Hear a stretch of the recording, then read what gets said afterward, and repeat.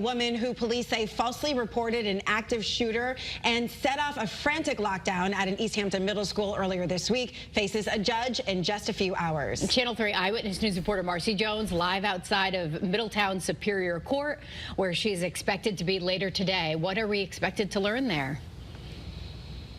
Good morning, Tracy and Caitlin. There are many things going on right now. However, we know that Monica Smith of Lebanon will be facing very serious charges here at the Middletown Superior Court, including falsely reporting an incident concerning injury or death, misuse of 911, as well as breach of peace.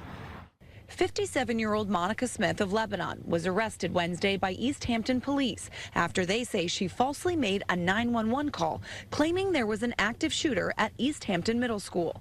According to police, when officers arrived at the middle school just before 1 Tuesday afternoon, they were met by a hysterical Monica Smith claiming a female shooter was inside the building.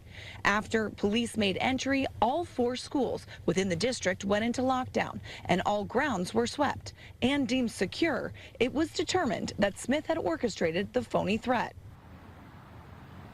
Now, investigators are still trying to figure out exactly what motivated Smith to do this. Initially, they did say that they were concerned about some mental health issues being a factor. Smith did post a $50,000 bond. In the meantime, she's banned from all East Hampton schools. Reporting live in Middletown, Marcy Jones, Channel 3 Eyewitness News.